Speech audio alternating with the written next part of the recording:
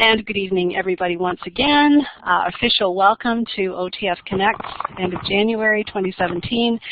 We're welcoming my partner, Trish Morgan, and me to run a session tonight on Google Sites for students. So welcome to all of you, and a warm welcome to Trish. And I'm going to turn things over to her right now to get started with Google Sites. Okay. I love watching all of you answer those first questions. And isn't it wonderful that this will be recorded? So if at any time you have to step away, you know that you can find out what you missed later. And here we go. So I am the one on the left. That's me. I am an LD itinerant teacher. That's a learning disabilities teacher with the board, which means I go around to 23 different schools, and I do lots of work using assistive technology.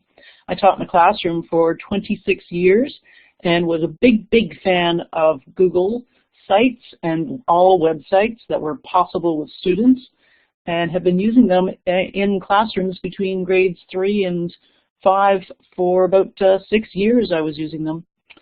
As you can see, also I'm an AQ instructor for Brock. Check out their work as well. And there's my Twitter handle. And now you can see what Susan looks like. A little bigger. Sorry, a little bigger version than I had in the other one. So yeah, you can see there that the smile reflects my second year of retirement.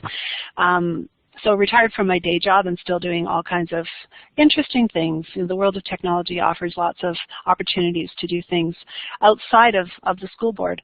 Trish and I are also quite involved with ETFO, as you can see, and still like to do presentations for ETFO and for OTF. And there's my Twitter handle as well.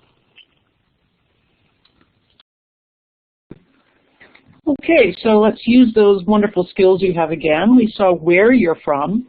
We know that we had lots of OTs and LTOs and a few other itinerant teachers joining us tonight. But if you could choose, at least if you're an OT, choose your preference if you're not in a classroom right now, or something that you've recently been in. Excellent. This just helps me out when I do some of my anecdotal stories or try to come up with examples for you. Sometimes I'm often surprised that we have many primaries, or it looks like an even split tonight. That's great. Really great to see the secondary teachers joining in. Fabulous. And the wonderful thing about Google Sites is it's really going to be applicable to all levels.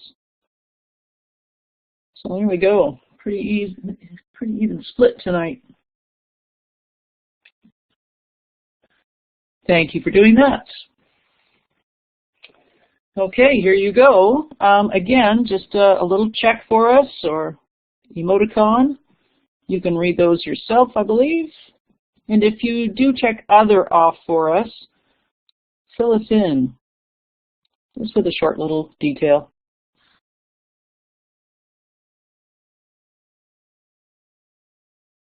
And of course, you can check more than one spot.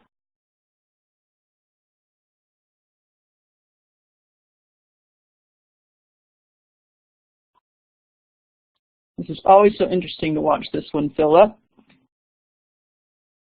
Welcome to Lindsay, who just joined us.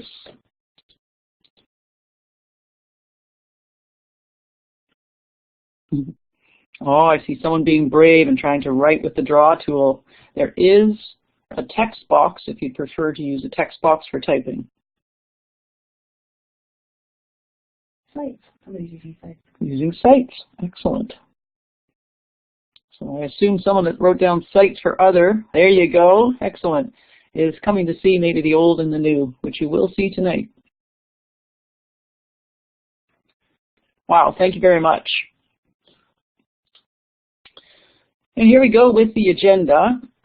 And as you can see in red, pretty important tonight to be logged into your Google account on your device as well, because we will be making an actual Google site. You will each be doing that tonight, so you'll want to have your OTF Connects open, and as well make it easy for yourself to get to another window so that you can create a site and kind of go back and forth. We'll guide you through that and let you know when to come back and all that kind of thing. So we put up a nice overriding question there of why teacher/student websites. And look at that, only 4 steps to this. That's right, it's going to be a nice and easy one. You'll love it. All right, on we go. And I'll turn it over to Susan. Good. So Trish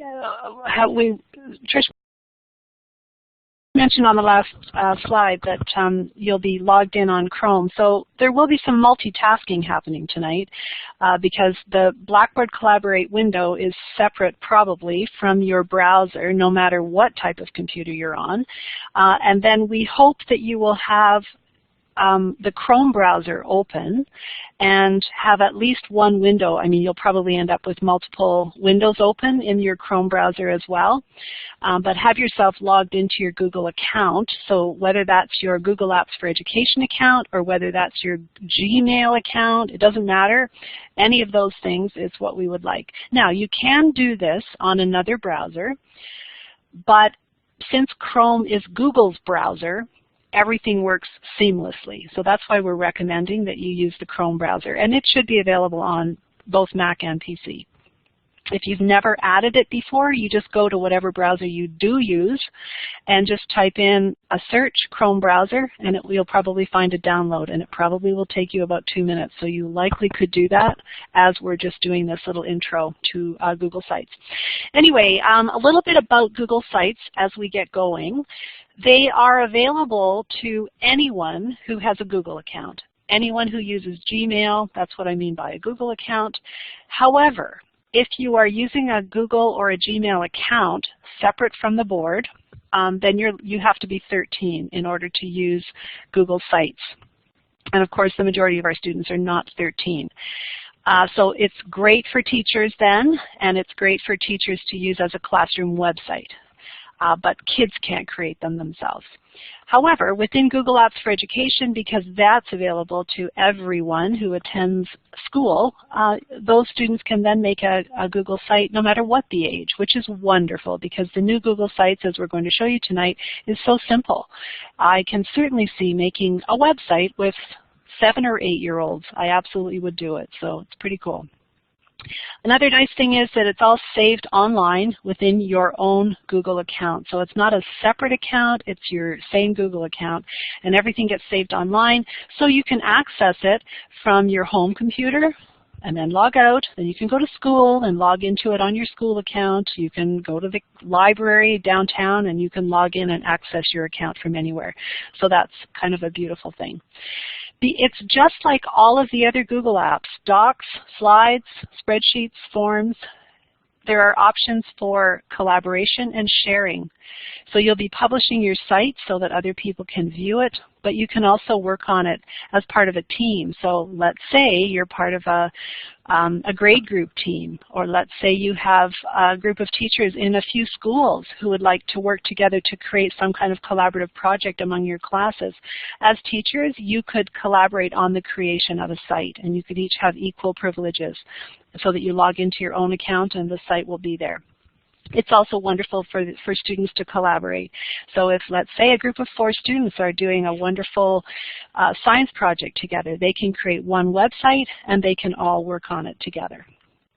It does use templates, so you're not really starting from scratch and you don't need to use HTML code. Once you become a coder, and I know that coding is a big thing and there's lots of OTF workshops on learning how to code, you can create a website from scratch. Google Sites does not do that. Google Sites has all the coding done in the background by Google programmers, and they offer you simple templates, which makes it very, very nice. Google Sites are also integrated with all of the other Google apps, so docs, slideshows, forms, etc., etc. And we'll show you how you can integrate them together within your website. And the new Google Sites. The new Google Sites, which came out, I believe, in July, is really, really easy, very simple. So there's a little overview of sites. And in terms of using student websites, why would we want students to have websites? Well, the idea of student ownership is big. I know that some of you maybe have used Google Classroom and you're already using your Google Drive and sharing content with students. That tends to be pretty teacher controlled. You know, the teacher sets up the Google Classroom, the teacher offers opportunities to the students. With Google Sites, the students own them themselves. They can make the decisions about how to set it up, how to share it, what kind of content they want to put on it, and I think there's huge value in that. It also gives them an opportunity to put positive content in their digital profile and helps to build a positive digital footprint, which of course is going to be very important to them as they move through secondary schools and on into post-secondary.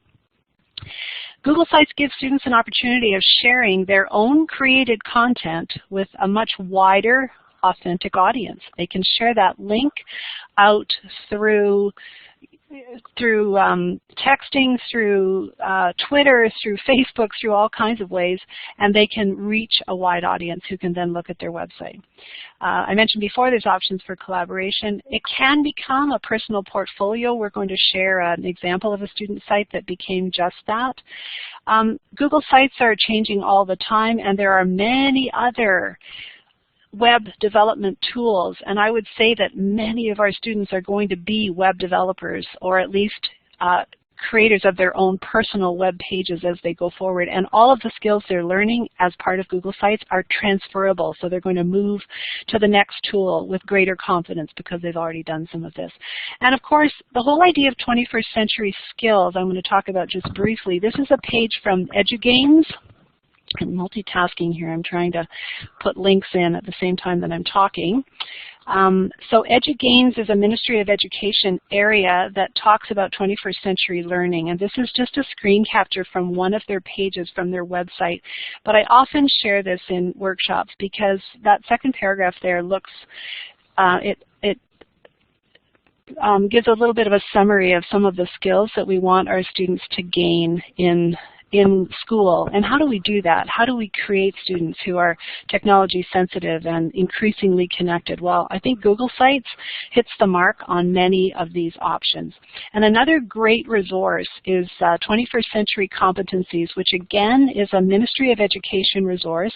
This one just came out this fall, so it's fall of 2016, and it outlines the skills that we as teachers need to be focusing on in all of the work that we're doing with our students. And this is a summary of the 21st Century Competencies from that previous document. And you know, when I think back to my grade 7 and 8 school experience, now that was a long time ago, but you know, even many of you who were in grade 7 and 8 10 or 15 years ago, you know, if you look at these skills, these competencies, I'm not sure these were first and foremost. There was an awful lot of teacher-directed teaching, student learning, and then student giving back to the teacher what the teacher was asking for. And I'm not sure how much critical thinking and problem solving even my own children did when they were in grade 7 and 8. But these are the skills that we now need to think about. So in every math lesson, are we providing opportunities for this? In every language arts lesson, are we giving students to develop their creativity? And again, I think that giving over the idea of creating a website with student-created content and having them connect with other learners across the school, across the area, across the country, across the globe, really hits a lot of these competencies. So we'll be revisiting this as we go through some of the how-tos of building a website. And I hope that you'll sort of keep these in your mind as well as we move forward. Okay, so earlier I mentioned that I used websites with my students. It was quite a thrill to actually start doing this a few years ago. And finally the curriculum caught up with some of the innovations that we were doing. And I realized the print's a little bit small, but I just tried to do a screen capture of how I made it work with the curriculum content. And the one that we're looking at right now is from, as you can see, grade 4, media literacy. It's almost exact in grade 5 as well. I spent a lot of time with 4s and 5s. And right at the top, 3.4 says to produce media text for specific purposes and audiences. Well, that's just fabulous for websites. And as we mentioned earlier, having an authentic audience. So my students, a lot of my younger students, would often share the links of websites they created with family members who maybe lived a little further away. And as Susan said, and you will see, they put a lot of their own student work on there, their own content, and what a great way for them to share with others. So for them, they had a meaningful, authentic audience. I always like the metacognition as well. You can see those are always the tough ones I found in the classroom. How do I know if they're thinking about their thinking? Well, they love to talk about their websites. And that teacher prompt, what skills do you use before, during, and after? Work with or create a media text. It's pretty easy when they think, well, I had to learn how to do insert images before I could actually put them on my website, and then I got better at it, and I went back and I changed them.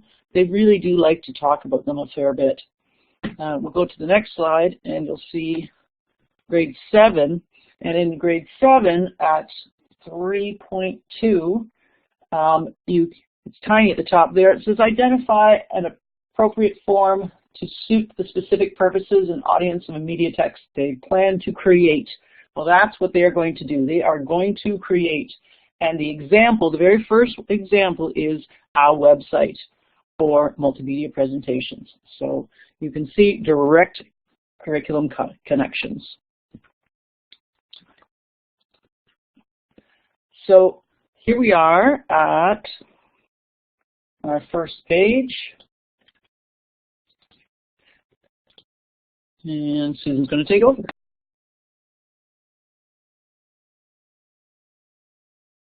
Some of this we've outlined already, but this is basically what we're going to do tonight. You're going to create a Google site. You hopefully now are logged into your Gmail or Google account or Google Apps for Education in Chrome, and we're going to take you through 4 steps. And we will do instructions, and then we'll set the timer and send you out to actually work on that little aspect of it. And then we'll come back and do the next steps. At all times, you can put questions in the chat, or you can take the microphone and you can talk to us.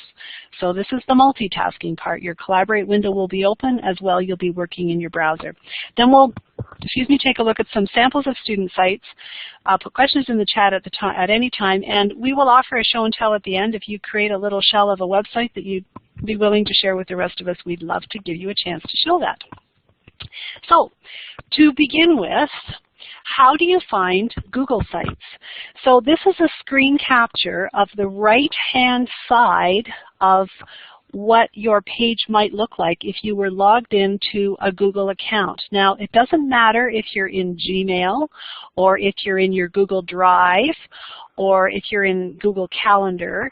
All Google tools will have this 9 dots over at the right-hand side. And people call it different things. They call it the tools menu. They call it the Rubik's Cube.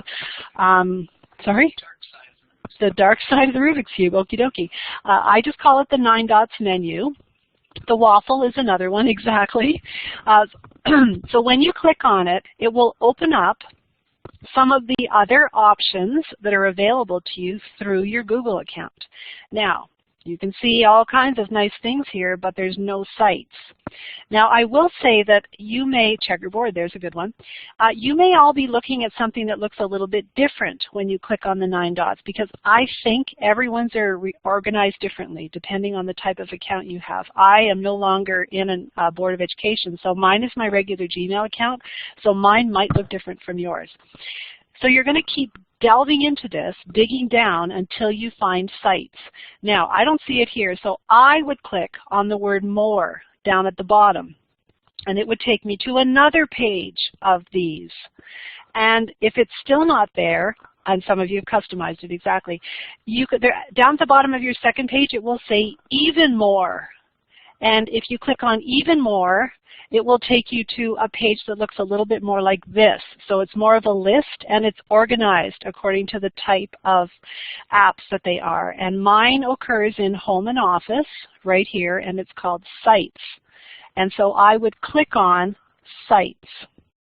So you're each going to dig down in the a checkerboard, waffle, Rubik's Cube until you find Sites.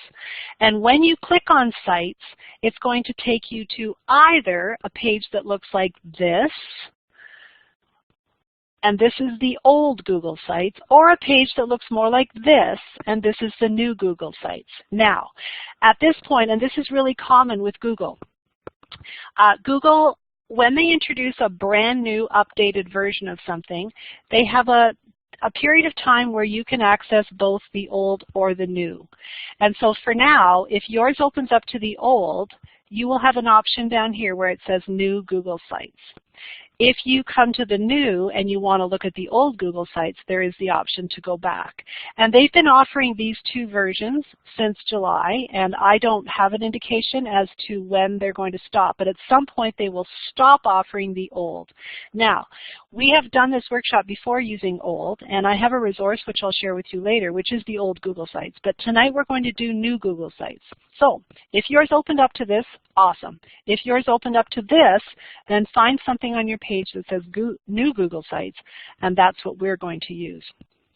Now, when you do New Google Sites, it's going to give you the option to make a new one. In the bottom right-hand corner of that page, you're going to see a big red plus sign.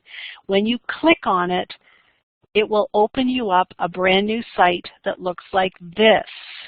Now, this is your Google site.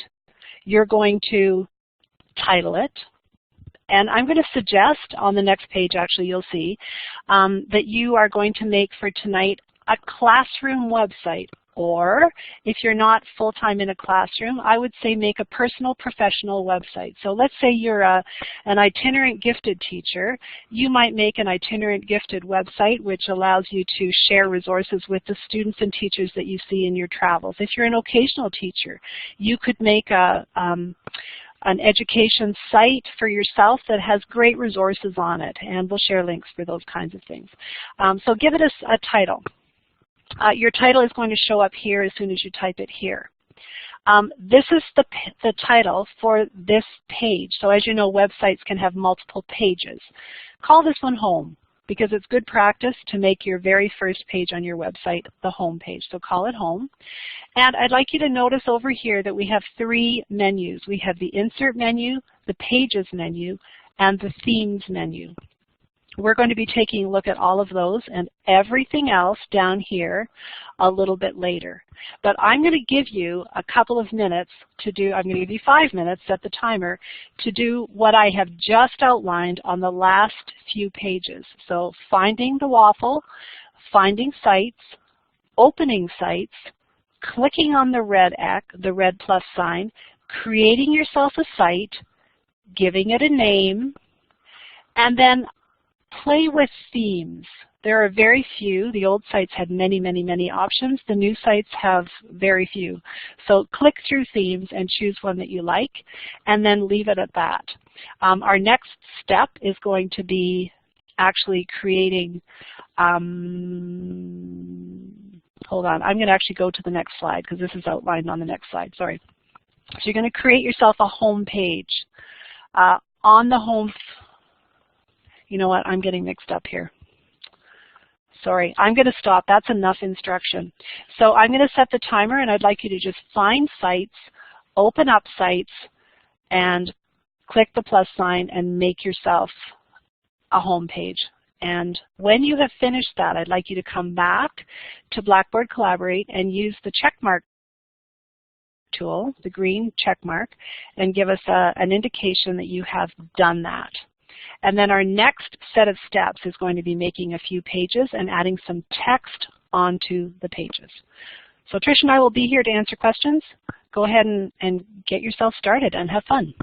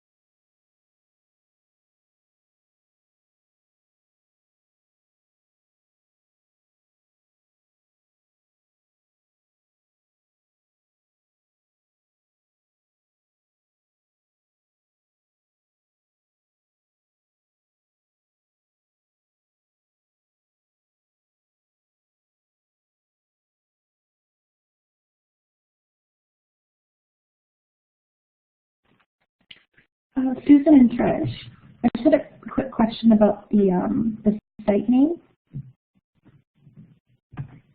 Sure, go ahead.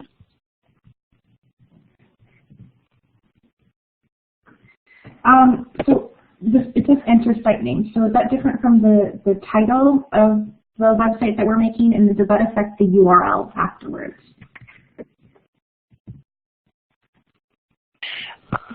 That is a great question, and I'm going to answer it once everyone's back, if that's okay with you. Yeah, no, that's not a problem.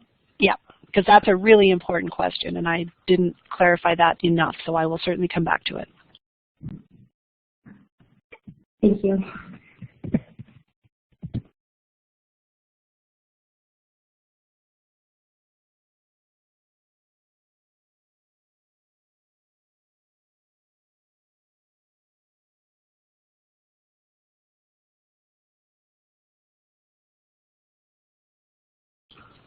Okay, that was the timer, and I'm going to start talking. If you're still working, that's fine. You can probably continue to work as I just clarify a couple of things. So the question came up, what is the difference between this and the actual URL or the web address of your site? So at this point, they are three separate things. The title of your website should be like the title of a novel or the title of an essay that you're writing. It's the overall content, the overall purpose of what your site is. So if you're making a personal professional site, Susan's website. If you're making a site for your grade 7 class, you know, Ms. Watt's grade 7 class, or something funky, but you know, basically you get the idea. This is for the title of this particular page of your website. And it's generally good web practice to call the home page the home page. So I would be deleting your page title and just putting the word home. You can change this later. You can change this later. In terms of the URL or the web address of your site, when we publish, and that's not till stage 3, so don't rush ahead, we'll talk about creating, I am holding it down. Okay. Okay, sorry, my little finger pointer's not showing up here. I'm not sure why. There it is. Okay. We'll be doing the publish step a little bit later, so just hold off on that, but that's when we get to decide the URL or the web address of our site, and it can be the same as your site or it can be something different. That's up to you. That's one of the things that is much simpler with the new sites.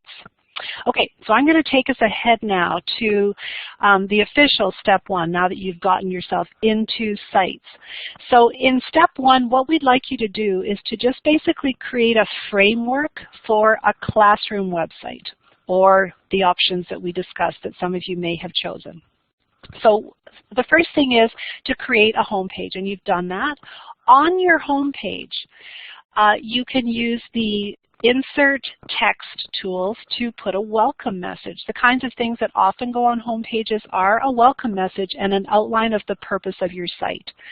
And just keep it very simple. You probably will want to put an image on your home page or maybe some cute graphics. We'll be doing that in step 2. So I'm going to say hold off on any kind of images or graphics until we do best practice of how to do that on a website. So you've kind of done this one already except for adding some text. Then what I'd like you to do, and I'm going to go back a couple of slides here because it's easier for me to do this than to go out and demonstrate, but you'll see that the menus over here, insert, this is how you add a text tool, and if you want to make new pages, you're going to click on pages, and you'll see that there's a way to add new pages and give them a title. So that's what we're going to ask you to do here, is to add 2 or more other pages to your website. And we've given you some suggestions, and if you have other suggestions or ideas, please feel free to put them in the chat. But these are some great ideas for pages that make sense on classroom websites or even professional websites.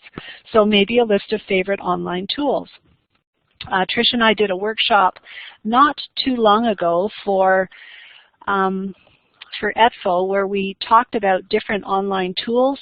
So I'm just going to share with you a document that has a bunch. So if you're not sure what I mean by that, there's a whole bunch in that document that I just put in the chat. You might want to put your classroom timetable or your classroom resources. You might want to make a page that has links to the sites that your students are going to make.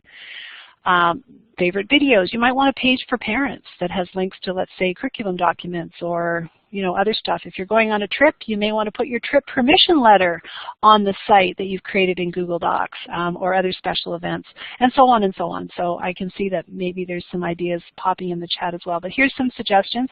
So right now you're just making the page and giving them a title. You're not worrying about what content goes on them yet. You're just creating the page and titling it. And then use the insert menu to add some text to these new pages as well. So again, just text.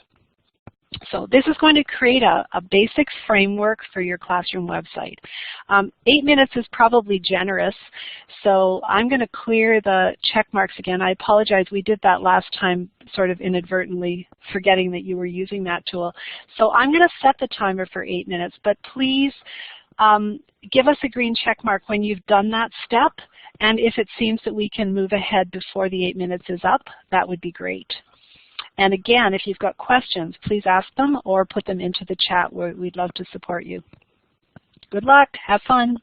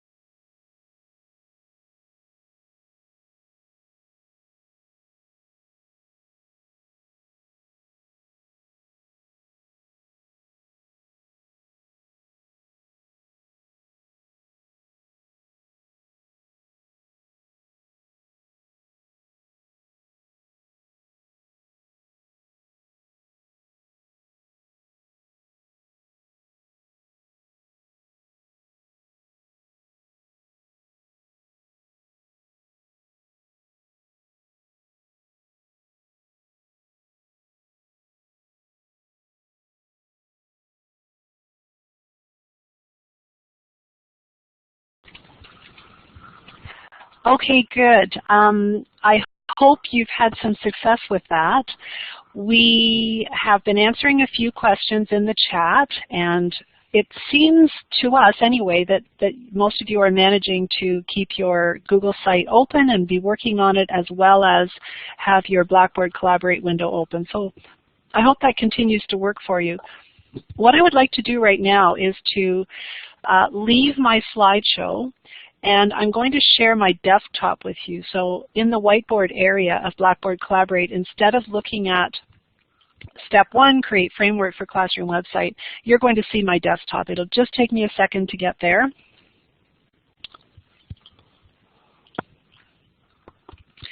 So now you should be looking at a page that is my test site that I've made for this instead of my slideshow. And I'm going to show you a few things on here which might answer some of your questions. So I have done basically what I asked you to do. I've created a site. I called it Test. That was the name of my site. I named my home page Home, and I've made 3 other pages. I made one called Class Trips, I made one called Useful Resources, and I made one called Timetable. Now, I also went to themes and I chose this theme for my home page. And yet when I click on Class Trips, and this is a question that Maribel had, why is this not showing? My Useful Resources also doesn't have the theme, and neither does Timetable. Oh, Timetable does. I'm going to show you how I did that. So I'm going back to Class Trips. Notice when I mouse over different parts of the website, different options become available to me. So when I mouse over down here and it says header type, if I click on that, there are 3 options. One is title only, which is selected for this particular page. One is called banner, and another is called large banner. There you go. And banner was selected by default for the home page, but title only was selected by default for the next page. And I think that's probably because often people on their home page will have a beautiful picture of, let's say, you know, their reading center in their classroom, or all the books in their library, or the front of your school, but you don't necessarily want to have that on every page. So I think by default they've decided that for you, but you can certainly make another decision. So I'll do that again. I'm going to Useful Resources. If I want to change the header, I mouse over until the word header type shows up, and then I choose whatever type of header I would like. Now, you're also able to change other items. So if you mouse over here, there's a little gear. Always click on gears and it will give you some options. When I click on the gears here, I can either have my navigation across the top, or I can choose to have my navigation down the side, in which case it will put, where did they go? It's where? Oh, there we go. It'll go down the left-hand side instead. Okay? I like it across the top, so I'm going to put it back across the top. Now, the next step, if there are any questions about anything else here, let me show you a couple of other symbols. This is undo and redo. Preview will show you what your web page looks like if it were published, which it's not yet. So I'm going to click on that and it will show me that this is what my finished website will look like. And if I want to go back, I can click on the X. One of the new features of the new sites is that you can see what your website looks like if you were on a phone, or if you were on a tablet, or if you were on a computer. And that's a great thing to check. That's not always available in web tools, but it's becoming more available because most people are using mobile devices. Notice that on mobile devices, the navigation is not viewable until you click on something. And that's just because of space on the page. On a tablet, this one does show the navigation, and of course on a computer you see everything. To get rid of the viewing, you just click on the X and it will take you back to editing. We'll talk about share and publish later. Our insert menu, this is where we do text box, and we're going to come to images shortly. We've just been in pages, and themes allows you a very simple selection of themes, and the themes come with different types of fonts, but not very many. And the idea is we keep it simple because mobile devices are not as robust as desktop computers. And if we're creating a website, we want to keep it simple so that the fonts are recognizable on tablets and phones, the styles, the graphics are not too elaborate, and the more elaborate our websites are, the less chance that they will be really usable on a tablet or a mobile device. And that's why they've made many of these changes. Now, step 2 in our creating of our website is adding images. And I wanted to take you through some steps that I always use with students when I'm doing image searching, because many students have not had a lot of experience in looking for images that respect copyright. Now, many of you are probably quite familiar with this and do it in your way. When you're creating a website, it's very important that the web content that you use either is owned by you or that you have acquired permission to use that content. So I'm going to do an image search and put an image on my class trips page, and I'm going to search it out in a way that I think is really user-friendly for kids. And these steps are on our slideshow, but I'm going to walk you through them first. So I'm going to open up a new tab in my browser, and we're going to go on a class trip to Egypt. So I'm going to do a little search for pictures of Egypt. So I did a search for Egypt. I'm choosing images. And of course, I have a huge menu of Egypt images. I don't have permission to use these 50 million pictures. In order to find images that have been shared for the purposes of others using them, I'm going to go to Tools, and then I'm going to choose in the secondary menu that shows up, Usage Rights, and I'm going to choose Labeled for Reuse. And that means that the person who either took the picture or who drew the picture or acquired the picture has gone into Creative Commons and they have labeled it as a picture that others can use. So I'm going to click on that, and what happens is that it seriously reduces the number of available pictures, which, if you've ever done this with students, you will get complaints about, but you need to talk to them about the ethics of using sourced images. So let's say we wanted to use this one. We would click on the image to get the full size. Please don't use thumbnails, because when you put them on a website, they are pixelated when we enlarge them. So you want to get a good full-size image and then right-click on it, or control-click if you're on a Mac. And you're going to copy the image address. Now what happens, I'm noticing that you're looking at a black box. So let me just walk you through that again. I am going to right-click on the image. Unfortunately, you're not going to see what happens when I do that, but when you do it, you will see it. So I get a whole box of choices, and about halfway down is one that says Copy Image Address. I'm sorry that you can't see it. But I'm going to copy it. Now, I'm going back to the tab that is my website. It's called Test, and I'm going to click on that. And it takes me back to class trips. Now, I'm going to click on Images. I want to insert an image. So if you're on the wrong page, you're just going to click Insert Image. Boy, that's easy. And what did I do? I got the image address. So I'm going to select my image by URL. You can do it other ways, but I'm going to do it this way for this time. And I'm going to paste that image URL there. Oh, there's my image. And I'm going to click Select, and it's going to plop it onto my website. And the nice thing is that the address comes with it. So you're good. Now, you have options, as you see when the image is there. You can do some cropping. You can uncrop. You can create a link, so you can link to something. So if you wanted to link out to a site about Egypt, you could do that. You can put it in the trash. 3 dots are always about more, so there's some other options.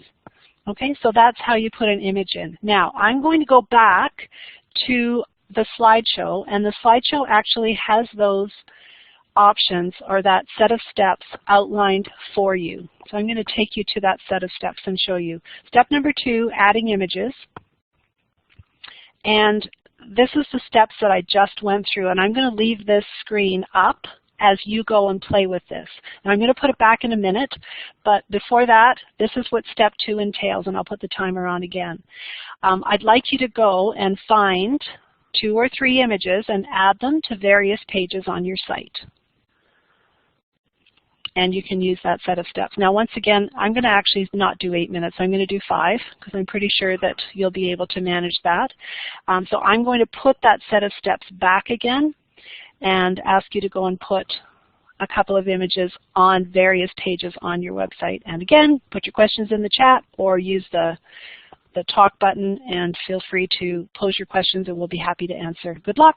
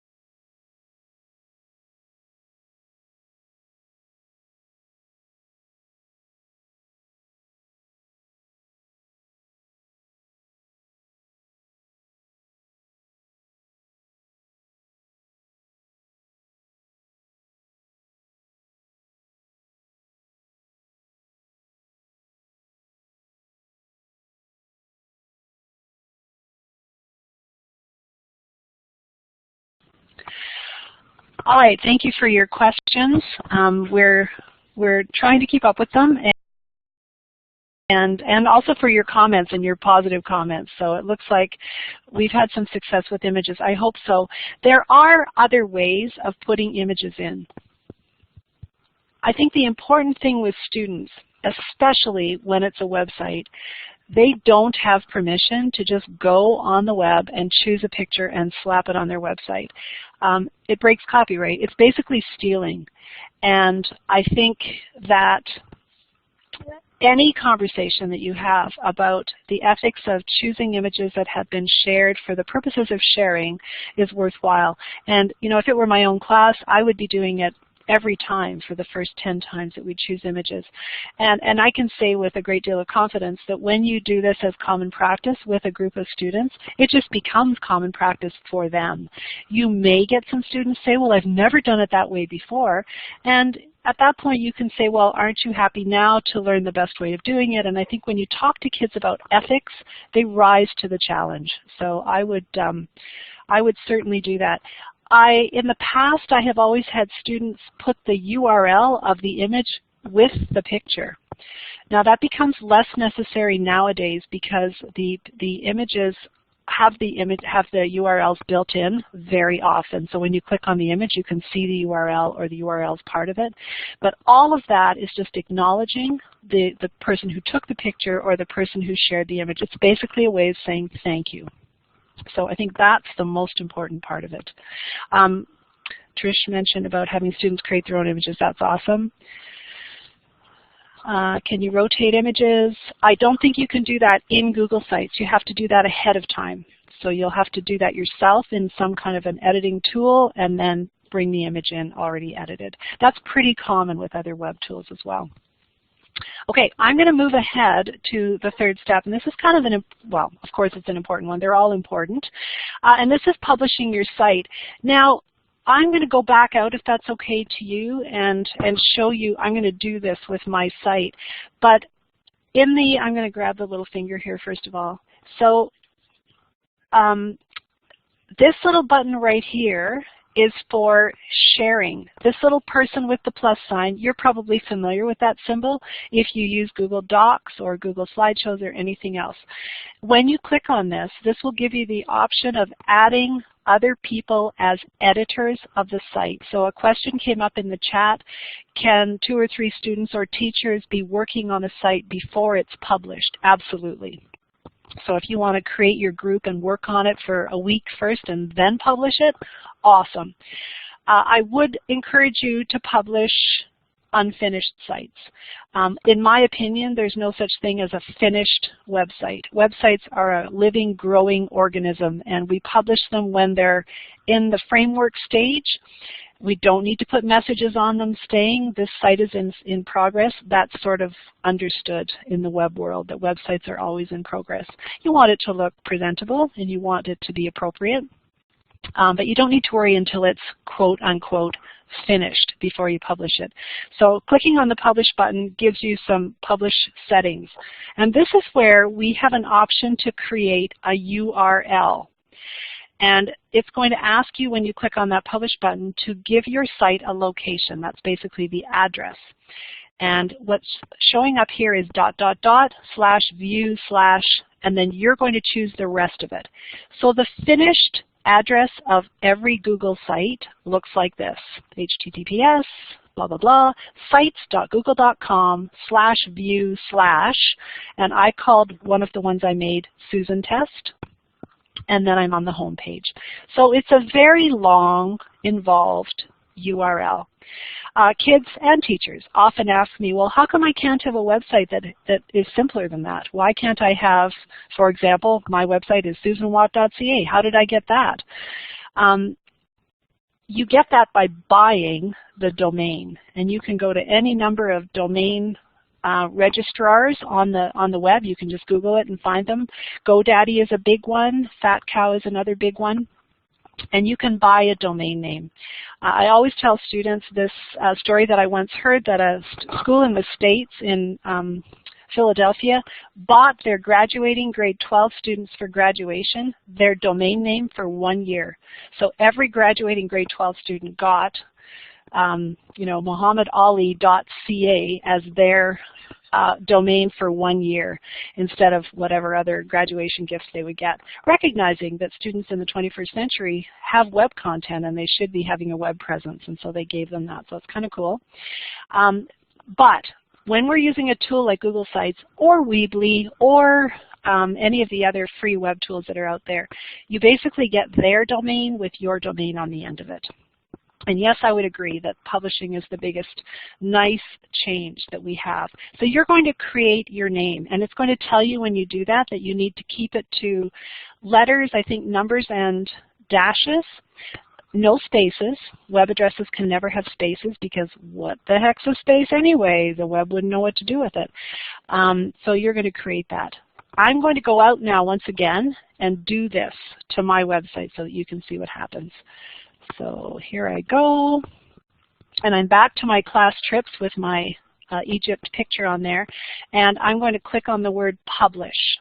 Actually, let me click on the add editors so that you can see what that looks like first, and this will be familiar to any of you who have used Google Docs, because this is exactly the same window. So you'll share in terms of editing privileges in exactly the same way that you would share Google Docs. So I'm not going to go through that process. But publishing means that you're now making your website viewable out on the web. Now, when you do this, you have the option to allow my site to appear in search results. Generally in education, I don't do that. So I deselect that. If you're using Google Apps for Education, you will have a couple of other options here. And when I go back to the slideshow, I have a screenshot of what that will look like. So I'm going to give my website a name, and I call it Test. And it says, this is a great address, but it's already been taken. So in red letters underneath. That may be really small, but that's what it says. So you just have to keep trying until you find one that it lets you use. It's going to let me do Susan Test. So I'm going to, yep, it's got a little check mark there, and it doesn't give me any error message, so I'm going to check Publish. And my website is now published, as you can see. And I can view it if I want to. And when you view it, look at the URL. There it is, sites.google.com/view/SusanTest/ and I'm on class trips. You'll notice you'll be able to see this much better on your own screen. But when I was editing that website, look at the address. It's got 5,000 characters. It's definitely not the URL. Later on tonight, we're going to ask some of you to share, if you want to, the site that you've created. Don't share this one. Publish it first, or if it's published, go into preview, and that will bring you to the actual URL. This is what you're going to share with someone if you want them to look at your website. Okay?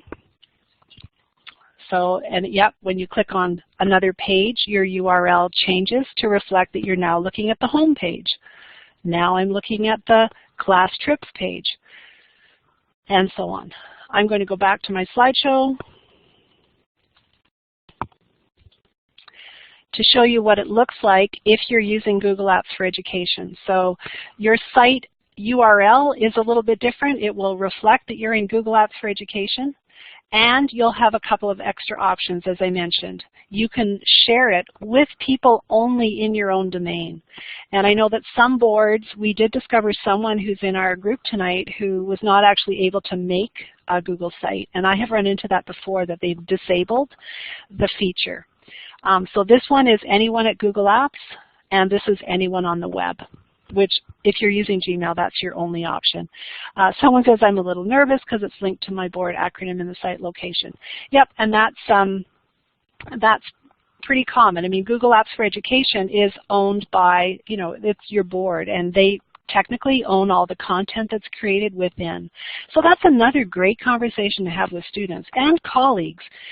This is a responsibility that you have to create content that's appropriate and that reflects you in a positive way, and that reflects your school and your classroom and your board in a positive way. So never miss the opportunity to revisit that conversation. So this step 3 is for publishing. It says 2 minutes. I don't think I'm going to put the timer on this time. I'm just going to go say, take a minute and go and publish your site. You can unpublish, you'll notice. Right in my screen capture here, you can see that you have the option of unpublishing. So if you want to publish it right now, but published sites make you nervous, then go and unpublish it afterwards just to practice going back and forth. I do joke with teachers that who are sometimes nervous about publishing content when it's not looking, perfect. That you actually, as a teacher, will have more problem getting people to actually look at your website than too many people looking at your website. And if you have a different experience, please let me know, and good for you. So take a minute, publish, maybe give us a check mark. Can I clear the checks? Give us a check mark when you publish your.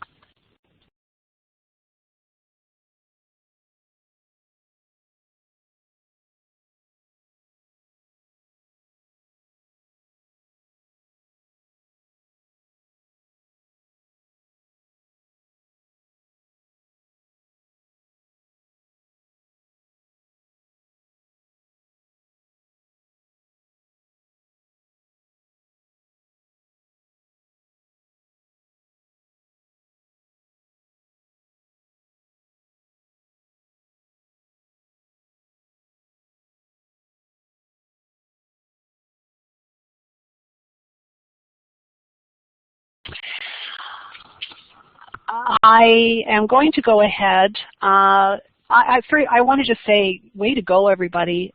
We're probably doing more than 90 minutes worth of content in our 90 minutes, but we really wanted you to have a chance to see all the different aspects of new sites. And hey, there, we've got a shared already, yay! And understanding, I hope that you will see by the end of our time together tonight that it is simple enough that you probably can muddle through this yourself, or better yet, you and your students can figure stuff out yourselves. Many of the questions that get put in the chat, you can ask students those kinds of questions and they'll answer them for you. So yeah, awesome. Excellent. So our fourth step is using a few more features of the insert menu. And if you are on there right now, you can see that not only can you add text and images, which is what we've done so far, but you can scroll down on the insert menu and you can add any other content that's been created in Google Drive. So Nimet asked a question before, how do you create a calendar to put that on your website? So if you wanted to have a calendar or your timetable, let's say, what I would suggest is that you go into either Google Docs or Google Spreadsheets and create yourself a calendar or a timetable, and then use the insert menu and insert doc, and then just go and find it. I'm going to do that in just a minute.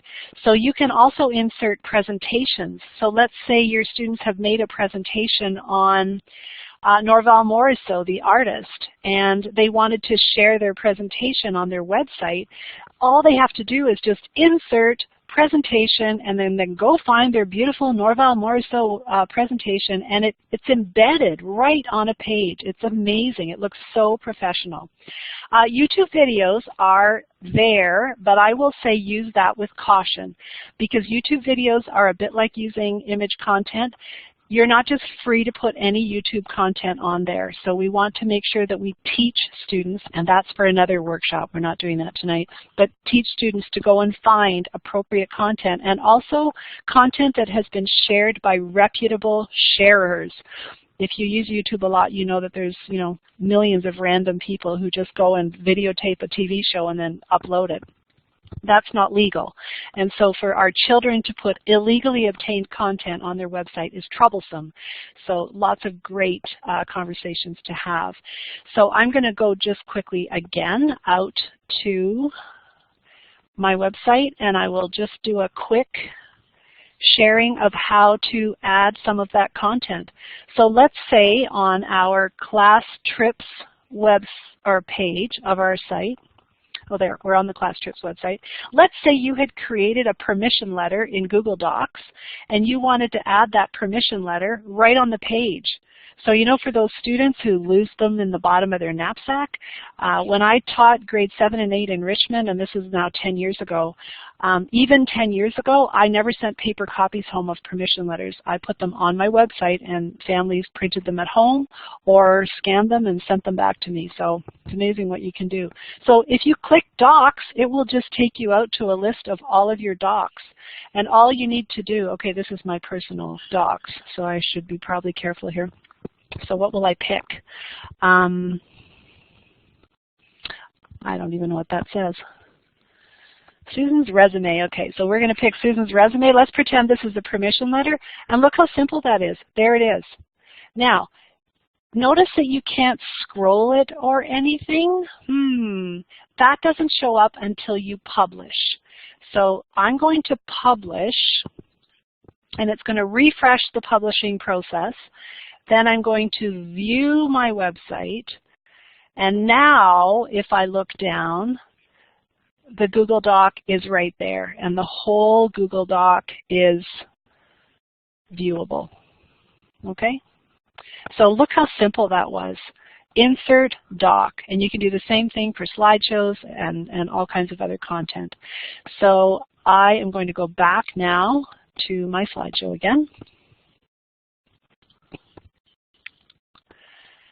And step number 4, we'd like you to take a few minutes, and I will put the timer on. I'm going to reduce it to 3 minutes, but I'll put the timer on, and I'll ask you to go and play with the insert menu a little bit and add some other types of content to your website.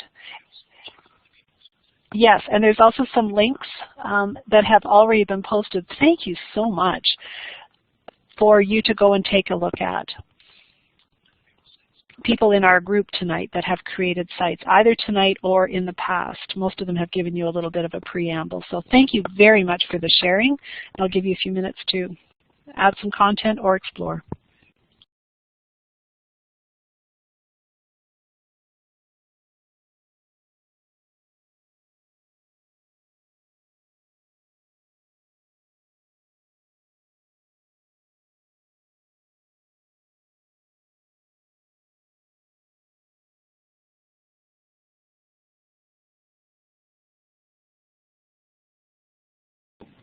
All right, welcome back, everybody. We're going to be conscious of the time. I did want to share with you a website. You're seeing it come up. We've got a few black boxes. They'll disappear as we get going. Can you move your chat a little further if you can, or move that side over? There we go. So this was a grade 5 student of mine, and I'll get Susan to show the home page first. This was using the older Google sites, but I'd like you to think about the content that she has put on here. She chose a home page that was the old bit strips, so she created an avatar so that she could make it, that she could have herself there without putting a photo of herself on there. We talked a lot about that.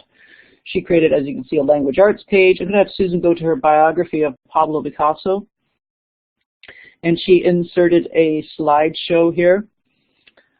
And you can view the slideshow right on her website. And below that, yeah, Susan's just clicking a few of the sites with the pictures to come up.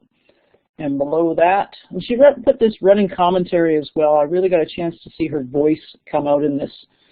And then this is a great website that you can go to called Picasso Head, and she did a little screenshot of that one and put that on as well. So she's creating content on there.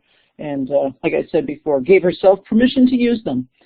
So this became sort of a portfolio for her, running one throughout the years. You can see some of the other topics she put on, mathematics, art.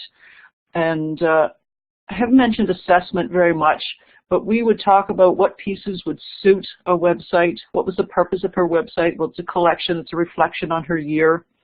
A chance for us both to take a look at it, and then assessing the website, as I showed you in the curriculum connections earlier.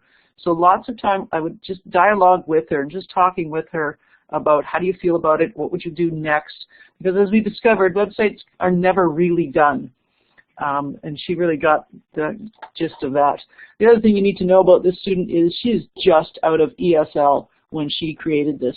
She's often a very quiet student, but obviously she had a lot more to share, and the website allowed her to do that. I was always surprised at the students and the work that they created on here. Just fabulous. And Susan's going to take us back to the slideshow. You'll see here that Susan's put a couple of more websites for you to take a look at, just to get some ideas of how to use these websites. And that's with students. And as she's mentioned, lots and lots of adults and educators using the sites as well. I'm in the process of putting together a learning disabilities resource website, because we just have so many resources, and just trying to organize them for people so I can share them with other teachers that I work with. All right, let's move on. My two there, I run a summer camp for students in technology, and these were 2 grade 7 and 8 camps, and so I haven't had a classroom of my own for going on to 10 years. So this is how I try things out, is running these camps in the summer. So those are 2 examples. I put the links in the chat, by the way, so Trish's link is there, and those 2 camps websites are there as well. All right, we better get going here. And I'm wondering if you have any other ideas for the kinds of things that you would use a student website for. So you have created a site tonight, and we've seen some great examples, and if any of you still want to share a link to your site in the chat, feel free to go ahead. Some of you created a professional site. We have a couple of secondary folks in the audience, and you created one that had a page for each of the courses that you teach. But if there are other ideas for how students might use a website, I'd love to see some ideas. Biographies is great. There's a great start. In the chat or in the blue box.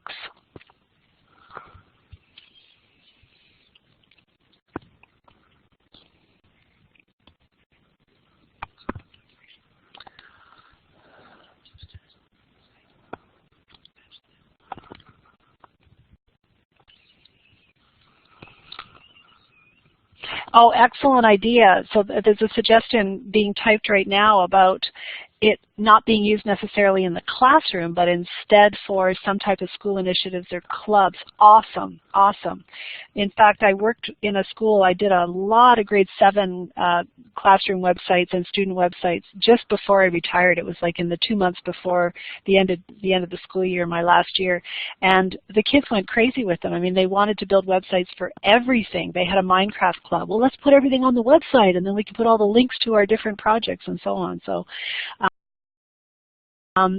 Yeah, great to take it beyond the classroom. Any types of presentations? Absolutely. Yeah, I would, and I would certainly open it up to students. I think many times teachers will introduce this as a tool with their students to use for a specific purpose, but once the students know how the tool is used, there's absolutely no reason why they can't create websites of their own choice. Again, if it's within Google Apps for Education, assuming that they understand that the content that they're creating will be viewed by others within the system. And so the content needs to be appropriate. Good. Just because of time, I'm going to move on to the next slide. But thank you for those, and I'm sure your wheels are turning, and there'll be some other ideas that come. So again, if you've, coding they've done in Scratch, excellent. If there's any more sharing to happen, make sure that what you're sharing is your published site link, and you could put that into the chat at any time as we're getting toward the end. So, okay, I'm going to skip by this one. A couple of things I'd like to share with you in terms of resources. The Google sites, so like if you Google new Google sites, you will find that there are many, many people who have created their own Google sites to support people using Google sites. So be careful when you're Googling it that you're looking at the addresses and making sure that it's an authentic person. I looked at a pile of them today, and I really didn't find any that suited what I wanted you to be hearing. So I've settled on the Google Sites Help Center. It's excellent. That link isn't active, so I'm going to put it in the chat so that you can Okay, that's I'm on the wrong page. Resources and supports, here we are.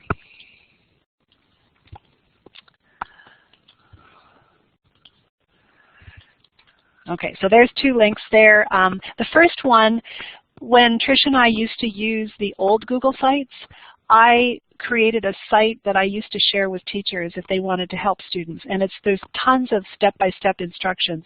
I find with the new Google Sites you don't need that because it's much more intuitive. There are fewer options, and it seems to guide you through different kinds of choices. The Google Sites Help Center is very good. There's all kinds of little clickable links, and you can look at all the different options of things that you can do. Google Help and Google Feedback are also options. There's a little, I think it's an exclamation mark that's down at the bottom of the page of the website. It is. It looks like a little chat box with an exclamation mark, and if you click on that, you can provide feedback. And because Google Sites is new, they are welcoming feedback. They really want to hear from teachers because they want very much for the tools to be useful. So there's a couple of supports for you.